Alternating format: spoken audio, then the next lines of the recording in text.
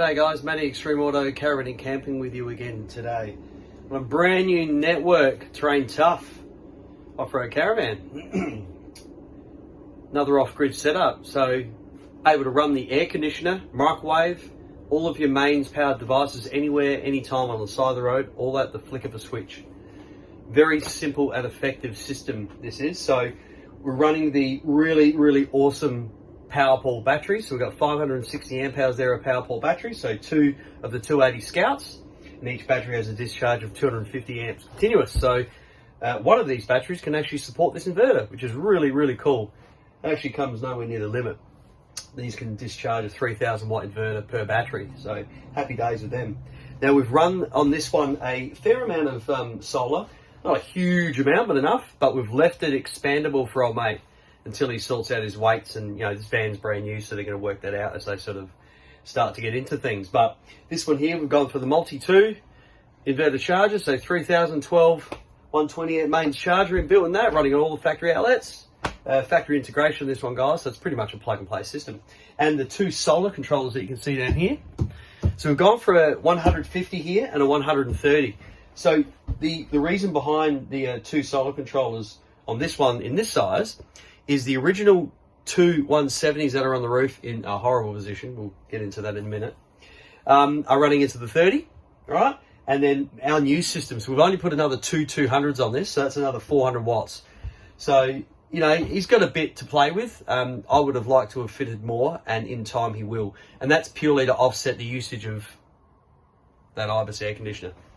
So the Ibis 4 or the Harrier Plus, generally, you know, 40 to 70 amps at 12 watt per hour. Obviously, the more insulated your van is, the better it is. Back to the solar. So with, you know, 800 odd watts on the roof, it's good replenishment. I'm going to guess sort of around the 12 to maybe 12.5 amps out of the flat mounted 200s, and maybe 9 out of his 170s thereabouts. So that's 18 and, you know, 20 odd. You know, you should see numbers around the 40 mark on this. I'd be pretty happy if I saw that from flat mounted panels actually. So you will get that out of these. So we've gone for the two solar controls here. Now we've gone for, instead of the touchscreen, we try to keep this one on the simple side for old mate. We've gone for the standard Bmv712 battery monitor, which is up here. And that's able to be fully programmed to suit the setup. And this one here, as you can see, we're running an air conditioner, and I'm putting in a little bit of charge. It's cycled down, putting in 16 amps. It's only gone 9 o'clock in the morning, guys. Happy days here. That's pretty good, isn't it? 9 o'clock in the morning, you get that sort of charge rate on top of running that air conditioner, which has cycled low. So main battery voltage there. Infinity hours, that's showing INF infinity because it is putting in more than you're pulling. You're not discharging, so there's no hour number coming up there. We are 99.7% state of charge. We have used 1.4 amp hours there, and we are putting in 233 watts or 17.6 amps at the moment. And then the screen I like to leave it on for people is percentage with these. Leaving your percentage takes the guesswork out of it. If it says 50%, you've used half your battery. It's very easy. And I've programmed it with a 0% discharge floor on the BMVs. I do that even with the Turbos and the Smart Shunts. That's because you get accurate resolution of your battery. You know, I've had people say, look, Matt, keep a 10% reserve for me, but I'd rather set an alarm. If you, just like over this one, there's a 20% alarm. If you set the alarm for 50%, then you know you've used half of your battery, exactly half. It's just a fail-safe. Look, each to their own. I've set this with a 0% discharge floor, so 560 amp hours is programmed into this, and 50% would be minus 280. It's very easy to work out for that perspective. And, you know, if you're running this air conditioner at night, and because you have minimal solar, if you were to run it for, I don't know, 4 hours, and it's going to pull an average of about 50 per hour, that's going to take 200 out of the system. So if you're fully charged with 560, and you pull 200 out of it, you know, you can do quick maths to work out what you've left. You should be over 50%. But for argument's sake, if you wanted to be, if you wanted to know exactly what's in your batteries during the night, set a 50% alarm on these things, guys. If you set a 50% alarm, you go to bed. If you want to run the AC, as soon as you hear it beep, it's not loud, you know, you'll hear it. If you hear it beep, then you know while you're laying in bed that, hey, we've used 280 amp hours, we're at 50%. shut the AC down. It just stops you from running it indefinitely, you know, and you fall asleep in this nice cool van in the stinking heat and wake up to flat batteries. If not flat, pretty close. But even if not flat, you're going to have to get that power back the next day. And just remember, with 6.7 odd kilowatt hours, running an AC 24/7, it's on the minimal side, especially if this is, you know, got only 700-800 watts of solar. So it's not the big, you know, 1,000+ watt systems that you guys see me do. The upside to this is there is the Redarc 50 down here. And with the Redarc 50, down in there, hard to see. With the Redarc, put some more light in the situation. With the Redarc 50 down there, you know, that's, oh mate's got a Ranger, so he's gonna, you know, we're gonna upgrade the Anderson line on that as well. That ran 8 BS. We'll have to upgrade that to 6 to get the charge current through. But yeah, he's able to put in 50 from the engine on top of the solar. So, you know, if the sun does come out, he's able to put in that sort of 700-800 watts from solar from the roof, and the DC charger will charge at the same time. Because the solar input on the DC charger we use for portable, all right, so there's a side Anderson plug on this, guys. So if old mate is driving, the DC charger is only doing vehicle charging. That's it, nothing else. The Victron solar controllers take care of the roof array. Now, they are networked together, all right? So they are networked simultaneously together, right? You can set it up in the BMV, and they look at the BMV for its information, voltage, and what's going on with the battery. That's why you'll get an even charge and a uniform charge when you use multiple Victron smart solar controllers without the Serbo touchscreen. You network it, you smart network it via networking, and you can bring up all the information up on the phone. The other thing too is when you log on to, say, I don't know, this controller, when you log onto it, you'll see another line item that comes up under your app. It's called network power. Basically, that's your total solar yield on each array as a total. So if you've got 3 controllers, 4 controllers, it'll show all of the controllers' network power total. Just saves you logging on to each one to individually see it. Of course, if you want to see the exact information of what's actually going into your battery, you will look at the battery monitor up there. Because at the end of the day, that's what you should be living by. The smart solar controllers have that feature just so you can monitor it. You can see, you know, history up to about a month. It's good for fault finding, and just, you know, for the tech heads out there that want to know what your solar yield is on each array. And that's the other thing too. Because you've got multiple solar controllers on all the arrays on the roof, you're able to see what each individual array is doing. So you'll know if one's working better than the other. And it's all based on the position of the sun. That's the facts.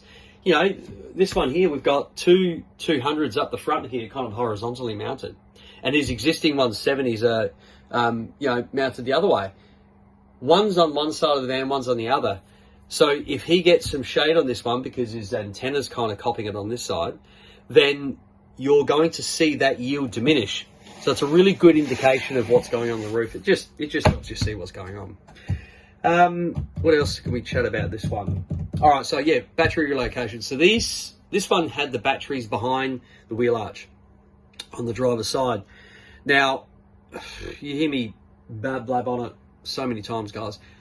The chargers in this one, so it didn't have a DC charger, just had a mains charger, a meanwhile mains charger, and some solar controller up there. Now, I did some quick maths. The solar controller being up there, the cable, even as a crow fly, so as a straight line, is, well, it's like 1, 2, 3, it's like 4 meters as a crow flies, like straight line. It's not the case. I can guarantee you it would run straight down and probably straight across. And the batteries were kind of like in that location. So that's a good one too. That's a good 6 meters, maybe 7 meters. Or I call it 6. So that charge controller was getting all of its information at that point, all right? So the voltage on there will always be higher than what it is at the batteries because, well, there's voltage drop on 8BS cable. And if you're pumping in heaps of power, you want it to be accurate. And same with the mains charger, guys. This is where the mains charger was, under the bed. You can see where it was in that position.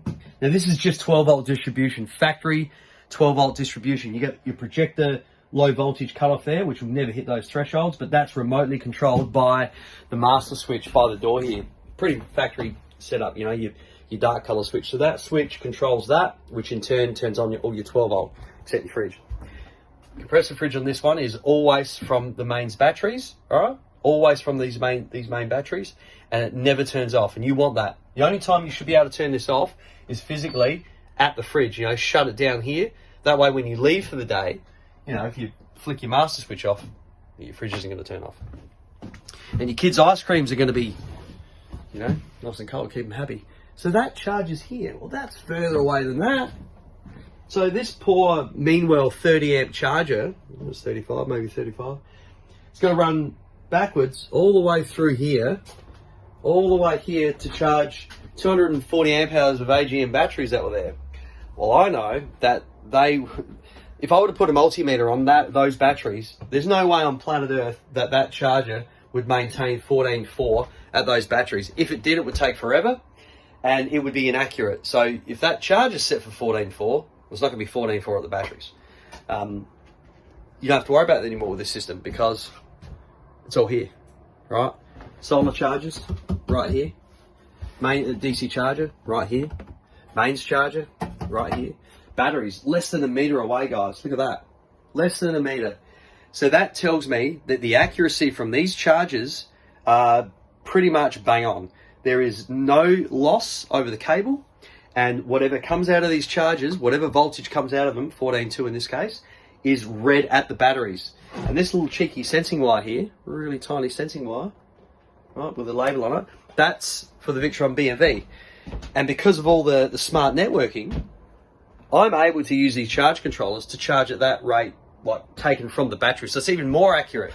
Very happy with this setup, guys. So old mate's request was not to fit it under the bed, which we could have easily done. You can see we've got the division there and would have moved it over and we would have fitted it quite easily. But old mate uses this area for nothing. You know, he said, look, it's hard to get to, and it is. You know, I've got to put this Nuovo adjustable table back in place. And you can see the problem. Trying to access these hatches are a bugger me pest. You've got to put your cushions back in, lift them up. So the only access that I've given him, and once again, I've planned the job, is all of his fuses are easily accessible from this lid. Very easy to get to, right? There's the MIDI fuses at the top and there's the big A&L fuses for the inverter. So the only time he really needs to get to this is never. Unless you have to replace it or you want to get in there for whatever reason. The point of it is it's designed like this, and I've designed it like this to make it easy for the customer. You don't have to worry about it. And there it is. So ventilation is done on the front and around the back sides. Hard to see around the back there. Got some through here. It's all open in the back of that. And this, we didn't really need to go in here at all. So he's still got full storage here, which is happy days. Instantaneous gas system. He's got an S, so that's all ready to go. That's it. Just got to do a little bit of programming for old mate, and he wants the so they've factory fitted the wire tie system in this, and this one is the current model one, which has the PIR sensor as the option, as well as the magnetic reed switch. So the good thing is, if these guys with the new wire tie system, if you want security, you know, motion, say when you leave, or you turn this on, you leave this on. And that way, if someone was to bust into a hatch or into a window, any motion in here, it's going to set the alarm off. If you open the door, the reed switch is going to pick that up. It's a really good idea. But if you're asleep at night, as long as you're not a stomp donkey and smash your feet on the floor and set the motion sensor off, a really good feature, especially with kiddies, you know, with the bunk beds right here, to have the wire tie system installed and to be able to do that. Now, I think I've got the horn back on, so it's going to beep. Let's do this. I can see it. There's the flash. There's the two flashes for confirmation. So wire tie will flash all of your indicators and all your lights if wired up correctly. And then you're going to double flash confirmation. So you know the system's on. So if I stomp my feet really hard and set that shock sensor off, it's going to beep this horn. If I crack this door now, it's going to go off. Now, is that PIR on? See, that's off, right? So there's no motion. So I'm not going to get... I can freely walk around in the van, you know, without setting the alarm off quite easily. If I start stomping, it's going to go off. But I'm not going to do that. I'm going to crack this door, and I'm going to try and be like a ninja on this button. All right, here we go. What's going off? Oh, because we left the horn off. Oh, I had Riley work underneath, and funny thing is, when you disable the horn, you know, it's obviously not going to beep at you. You see all the lights that are flashing? So that's the alarm going off now. I'll get back under and plug the horn in and do that little quick video. Riley's not under there anymore. All right, so we've got the horn reinstated. Now I'll alarm it. There we go. Did I double press it then? There we go. That's active.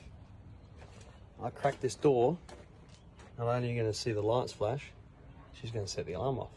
I'm going to be pretty quick because it's still quite early here. Ready?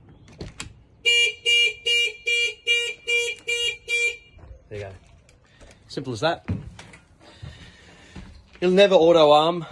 It's not like a vehicle or a, you know, aftermarket alarm where it'll auto arm itself, so you don't have to worry about that. But you know, it might annoy the caravan park if you set it off all the time. So it's a really good feature. I'm glad he started doing the reed switches and the PIRs because, you know, there's not really a lot on the market to cover caravan alarm systems, especially something integrated like this. Your old mate's got the brake controller set up on it now, so you can have your remote brake controller run on it. Tony's doing a great job of the wire tie system, so really happy with fitting them. I didn't fit this one. I'm just repairing it and, you know, putting up the sensors. So, but we do fit them. So, yeah, that's all works, guys. So there's the inverter switch. Very simple. All right, it's simply on and off. That's it. You turn it on, you got power. You turn it off. If you want power, you got to plug a plug in, just like your van is in factory form. But nothing really else to tell you guys. Might take a couple of snapshots of the solar production. We're going to back in the Ranger because we're going to do a 6BS upgrade on the Anderson plug on that, and we'll reverse it in. We'll see what we get out of the DC charger and the solar combined. I'm going to leave this AC running on flat out because we are full as a goog. All right, so I'm going to leave the air conditioner running, suck some power at this thing, probably get it down to 90% or whatever, and then by that time it'll be maybe 11ish and maybe 12ish, and we'll see what we get out of this 800 odd watts and the vehicle combined. Enjoy, guys. So we've done the 6BS cable on the Ranger and we have reversed it in. I want to show you what we're getting out of it now. Look at that. Now when you do it right, obviously that's solar on top of that as well. So still early in the morning. So 65 amps coming in. Battery's full as a goog, so it's you know, I just want to, hopefully turn the inverter off. The inverter will draw about a couple of amps of standby, so yeah, let's see what we've got now. 66. You're getting about 15 odd, 16 odd from the solar at the moment, early in the morning. 70, 67. It'll be on its way up. So the engine's on idle at the moment. There you go, she's cracked 70, 72. It's getting brighter outside now. It's a little bit sort of cloudy-ish, but getting higher in the sky. 75 amps, guys. 76, 77, 78, 79, 80. Look at that. Charging from the vehicle and solar at the same time. 82. It's on its way up. Now it's only just gone 10 o'clock. 83. So that means if I'm getting this charge rate right now, imagine what it's like in peak sun. So I'm pumping in 82. Right, I'm pumping in for those that like to work in watts, over 1,000 watts, 1.14, so 1,150 watts. I'm pumping at 1,150 watts from the vehicle and solar combined right now. That is more than enough to keep up with this air conditioner while you're driving. So if it's a stinking hot day, right, these guys can run their air conditioner, hitch up the Anderson plug, pump in solar simultaneously and charge the batteries at the same time. This is the day and age we're living in right now, guys. How cool is that? Keep your van cold, no heat soak from the blacktop, so you arrive at camp with a fully charged battery, perfect temperature for, you know, Bubs to have a sleep in, and everyone's happy.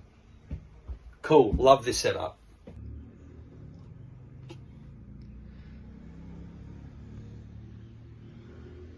Look at these charge rates. Let that sun come out a bit more. Just keep it rolling on it. That's on idle, isn't it? Yeah. Yeah. 75, so it's getting brighter outside. That's heaps good. Go and give it a tickle. Just a wee tickle. I'll tell you when he's done the tickle.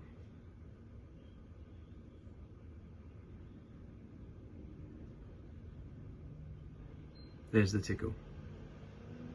There's not really much difference. That's the beautiful thing about the Redarc 50. Oh, actually slight difference maybe, but it is getting brighter outside now. So we did see the 85 mark before without any, any revs. So he's sort of, Riley holds it at about 1500 RPM, which would simulate kind of cruising speed, but I'm pumping in really good power, guys. Look at that. We're 100% full, we're close to full. We're pumping in well over, well, we saw 1150, all right, before. But if I were to turn the air conditioner on, right,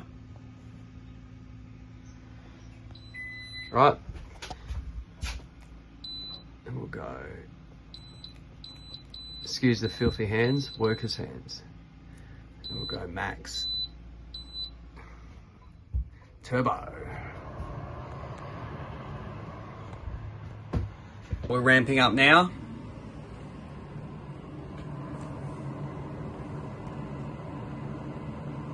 Yep, that's hit its limit. So I'm still charging, guys, at that rate on top of running the air conditioner off grid. So vehicle and solar combined charging, I'm still putting that number in on top of running the air conditioner. Now it's ramping down. All right, I can hear it. Very happy with the setup. Running the air conditioner, solar and vehicle combined charging all at the same time. These are the results right here. The numbers don't lie, guys. Right in front of you. Climate control while you're driving. All from the sun. And some vehicle charge as well. Beautiful.